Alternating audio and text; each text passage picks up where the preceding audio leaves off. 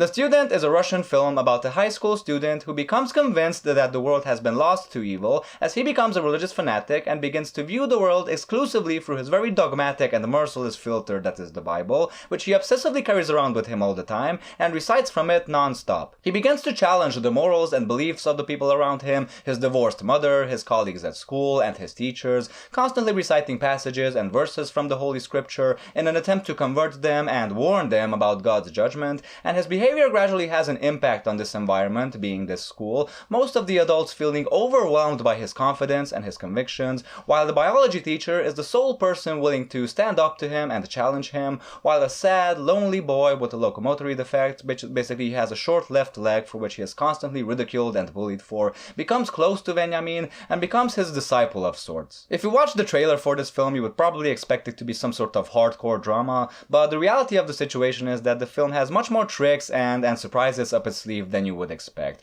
The comedic overtones and the very unnatural and exaggerated nature of the film are pretty apparent from the get-go, I would say. Now, while you would think that the film is going to remain in this realm of realist cinema, most scenes being constructed out of these very impressive long uninterrupted shots, which I usually love, the reality of the situation is that it gradually turns into something much more artistic and much more theatrical, being based on the play, it comes as no surprise, and much more surreal even. I mean, the situation eventually turns into something quite ludicrous, to say the least. The main character's behavior just becomes so extreme as the film progresses, and the adults and their confusion and their total unwillingness to do anything drastic about it and to try and stop it is just so out of the realm of possibility. I mean, I know that different cultures have different tolerance levels, and the things that different cultures deem unacceptable differs, but this film shouldn't really be viewed as anything realistic. Rather, it should be viewed as more of a satire of the way the Orthodox Church is regaining power and influence in contemporary Russian society under Putin's rule and under Putin's suppression of liberal values, and I think that's definitely, without a doubt, the context this film is criticizing. The film really takes on this very allegorical level, presenting us with this sort of microcosm, this very small community being this school that encapsulates in miniature the very characteristic qualities and features of something much larger, being religious fundamentalism, its very destructive power, and the consequences it can have when faced with zero opposition, and the very extreme and radical directions it can take when going unpunished. The film is absolutely relentless in its satire, one over-the-top scene following the other. In one scene, our character dresses up as an ape during a lesson about Darwin, whose theory of evolution obviously defends his biblical beliefs, and in another scene, probably the most over-the-top scene out of all of them, he takes all his clothes off, he undresses completely, and remains there butt naked during a lesson in which the teacher is using a carrot with a condom to illustrate safe sex, something he is also obviously against, and I don't know, I think, like I said, completely out of the realm of believability. I don't know what, religious fundamentalist, batshit crazy country you are, that sort of behavior would be probably intolerable anywhere. I would like to take this opportunity to inject a little bit of my own personal beliefs into this review, or lack of personal beliefs, let's say. I hope I don't offend any Christian followers I might have, but I'm an atheist. I've always been one. I'm not anti-religious necessarily, but ever since I was a kid, ever since I was told these stories from the Bible, I've always viewed them as more like allegory, as these sort of legends meant to be the sort of guide or instruction manual to teach us about how to live our lives, basically, to teach us about how to love and respect our fellow human beings. But taking them literally, however, always seemed to be a little strange to me, always seemed to be a little actually crazy, let's say. And that's basically what happens in this film. It's a sort of alternate reality, the sort of hyper-reality in which literal interpretation of the Holy Scriptures literally leads to insanity. And instead of this boy who is obviously insane, who obviously has some mental problems, instead of being taken to a mental institution, how it would happen in the real world, he actually becomes this sort of fascination for the people around him. And that's incredibly fascinating because the people around him are exactly like the sort of people you would least expect it from. Like his mother, who, let's face it, she just wants to get on with her life. I mean, she is divorced, she is working 3 jobs. She has a very funny line in the film in which she says something like, "Why can't my boy just play video games and masturbate all day long like all other teenagers do?" And I'm not quoting her exactly, but it goes something like that. There's the very hot, popular girl in class who is kind of slutty.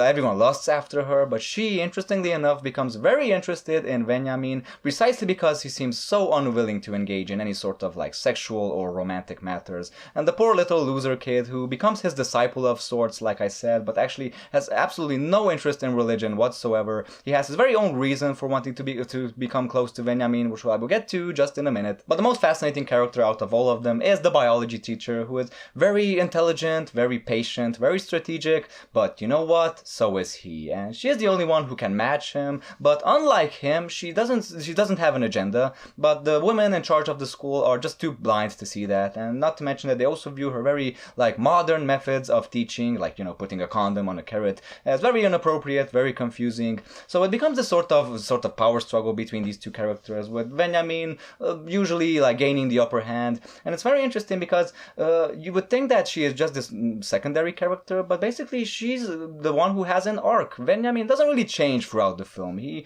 pretty much remains the same.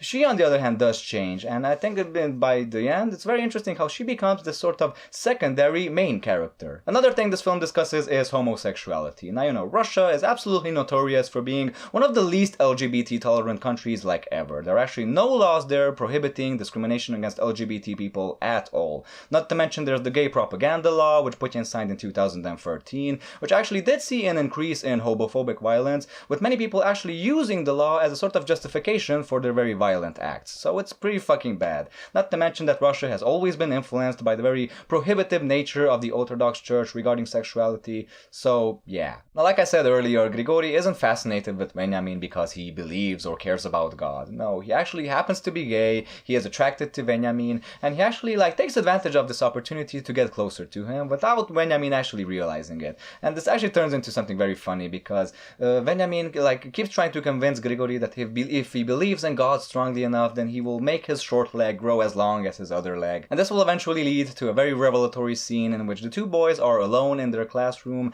and Grigori has his pants off, and Benjamin is touching his leg in a way that would seem like he is massaging it, but he is not, of course. And they are caught by the hot girl, who obviously accuses them of being gay. And, for Benjamin, that's like fucking blasphemy. And it's a very interesting scene because it's one of the very few scenes in which we actually see him lose his nerve. We actually see him, lose control, and we see this, that he has this sort of vulnerability to him. We see that he is conscious that he has this sort of power, which he is absolutely unwilling to let go of. He is actually willing to do some very nasty shit to get away with some things. And you realize that not only is he a big mouth, but he is also quite dangerous, and the biggest fucking hypocrite ever. I mean, there are seeds of that early on, like when he is criticizing the priest for, why do we need all these churches, and why do we need all these crosses and all this gold? Like, a true believer should be satisfied with being able to pray to his God at home. And, I could see his point there. I mean, this is something I agree with myself, but, of course, later on in the film, he does some stuff in the name of God, that are 10 times, 100 times, 1,000 times, worse. So, just the biggest fucking hypocrite. So those would be my thoughts on The Student. Like I said in the beginning, I definitely think this is more of a dark comedy rather than a straight drama. It's definitely dark. It's one of the darkest of the dark, even. But, just the simple fact that they use a song like God is God from Laibach in the film, which is, get major points from me because I'm a huge fan, really should give it away that the film might be taking its subject matter incredibly seriously, which I think it absolutely does, but it might not be taking itself all that seriously. And I definitely would recommend it. It's a very peculiar film. It's very unique. I've never seen anything quite like it. It's very politically driven. I think the acting and the camera work are absolutely fucking stellar. So great filmmaking. And I want to ask you guys, what are some of your favorite Russian films? I mean, let's talk about Russian cinema. Let's do it. Thanks for watching my review. As always, I hope you enjoyed it. If you have, don't forget to like, comment, and subscribe so I can see you later with other reviews. Until then, folks, don't forget, always stay cool, stay awesome. Goodbye.